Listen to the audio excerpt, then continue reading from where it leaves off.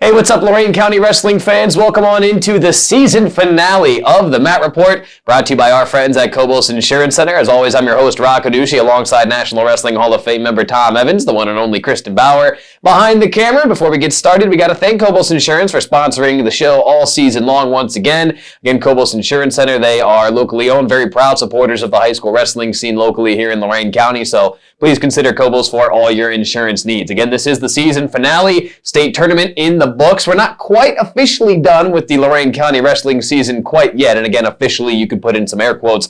Tom and I will get into that a bit later, but Tom, you were Matt's side down in Columbus this past weekend, a little state tournament wrestling action. What was the scene and the atmosphere down there in Columbus? Well, the scene was incredible, and I had great seats right down there in press row, but the atmosphere is like it's never been. The first time that the girls have been at the state meet, first time it's been sanctioned, and when the first girls came out of the tunnel and that match went on, that place erupted, and it was really electric atmosphere all weekend. That was Illyria's Riley Banyas that was a part of that very first matchup, wasn't she? Absolutely. She came out, and the cameras, you would have thought it was a national event.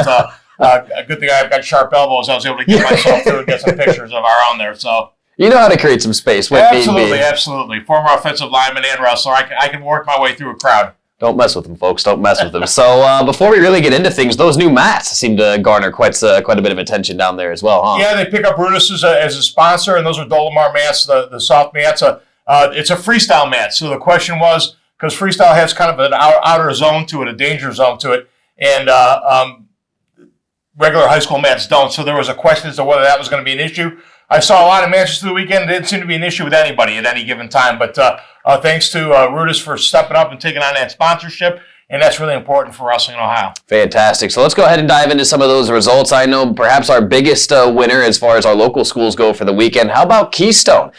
Tristan Green obviously bringing home some hardware, but he wasn't alone. They had a girl in there as well, in Lydia Gould, that did rather well this past weekend as well. Yeah, you're going to bounce all over the map on me. I talked all this stuff out, Rocco. Now you're going to ad lib on me.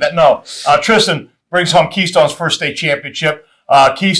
Tristan was so incredibly focused. We talk about the districts. He went in a sudden victory in the districts. He had some close matches. He got taken down. He was completely dominant at the state meet. He gave up, I think, a total of 5 points. One was a reversal. The other 3 were penalty points by him. A couple locky hands. And it was kind of funny being Matt's side because he was kind of mad at himself that he did. But he was completely dominant in his road to the state title. And a great example and really focused on what the task at hand was. And Keystone comes away with their first individual state champ. And then Lydia as well, again, still kind of jumping around here on you, but first, state placer in Keystone history as far as the girls go, Absolutely. Correct? Lydia did a great job coming back through Russellbacks to get a 5th place finish for the Keystone girls. So Keystone, the one school with 2 placers down there. We had 2 schools with 2 placers, Keystone one of them. Well, let's get into some of those other results as well. How did the rest of our guys and girls fare down there in the state capitol this past weekend, Tom? Well, Division I, Cam McKinney came away with a runner-up. Cam looked awesome, was dominant. Up to his finals match, got into a little bit of a controversial roll-through situation, lost 6-1. They're kind of beating it up all over the internet, but I was Matt's side when it happened and saw the referees confer and make the call on that. But Kaon did a great job all the way through. Comes away a 2nd place finisher, a 6-1. Midview's Austin Dye comes away with an 8th place finish at heavyweight at 285. Great job battling back, and the heavyweight weight class was brutal. And Austin did a tremendous job of kind of staying the course and getting himself on the podium there. Fantastic. And where else on the girls' side did you see some success, or maybe even down in D2 on the boys, depending on how you had your rundown? Well, D2 didn't very well. Kevin Williams had a really rough draw. Had a 2-time defending state champ. Actually had him up in the air at one point in time in his first round match, but came away the loser on that one. And Owen Kaiser from Vermilion won a couple matches in Russellbacks, but neither one of them got to the podium. Division III, Cole Schulke, we've been hot on Cole all year long. Cole comes away with a 4th place finish. He dropped a really tough overtime semifinal bout in sudden victory to the eventual champ. Schulke graduates as a 3-time placer for the Raiders and accumulated over 150 wins in his career.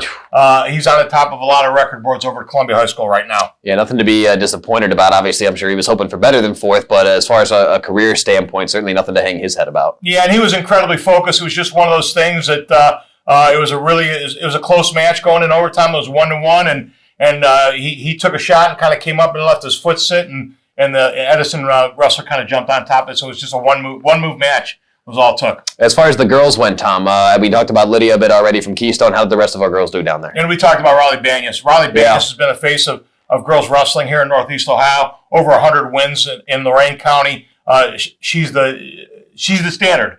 And she's the standard that girls in this county are going to have to live up to in years to come. Riley's already committed to college, so she knew she was playing with a little bit of house money. Mm-hmm. But she handled herself incredibly well because she was the spotlight. You know, when she got interviewed, boy, there were cameras around, and it really did look like a national event.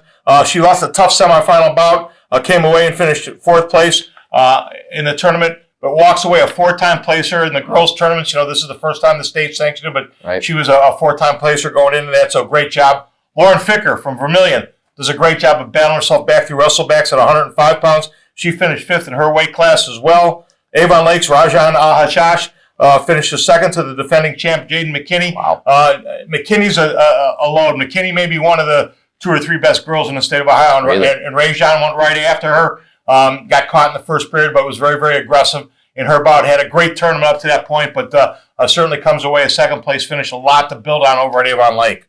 So all in all, fairly successful weekend down there for you and all of our wrestlers in Columbus? Absolutely. I don't want to forget Columbia's 155-pound freshman, Caitlin Demagal, comes away with the 7th. So that was a great showing by, again, Columbia 2 placers, Keystone with 2 placers, and just a great tournament. You know, part of it's acclimation. You have to be down there. You have to get used to wrestling down there. You know, we talked a lot about Hayden Garrow this year. Yeah. Hayden went out and he was ahead in his first round match, and then kind of gassed a little bit. But I think that was more of a nervous exhaustion than it was physical exhaustion. So yeah, it really is a whole different atmosphere that you have to be prepared for. Yeah, I don't know. We kind of talked about that in previous episodes towards the tail end of this season. So certainly an awesome season here in Lorain County, no doubt about it. And it all kind of culminated at that state tournament. But Tom, as we mentioned earlier, not quite done yet. This Thursday, you and I are heading over to Elyria High School for what? Absolutely. The Lorain County All-Star match. Very exciting. I just got some lineups and I'll pass some information along to you. But looking forward to that. Lorain County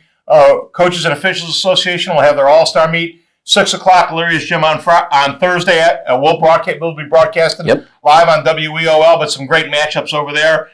They give out some Hall of Fame awards, and both boys and girls will be recognized there. Well, that'll be heaven for you, basically seeing some familiar names and things of that nature over there, huh? It's great to get everybody into one gym and see it all at one time. There we go. A lot of history in that gym. That'll happen Thursday night, and as Tom said, you can listen to it live. Him and I have the call at 6 o'clock from 6 to 8, I should say, on a WEOL, so you don't want to miss out on that as we officially put a bow on this Lorain County High School wrestling season. So that'll pretty much do it, not just for this episode, but for this year. It's been awesome. It's been fun. Tom, thank you once again for being a part of this thing.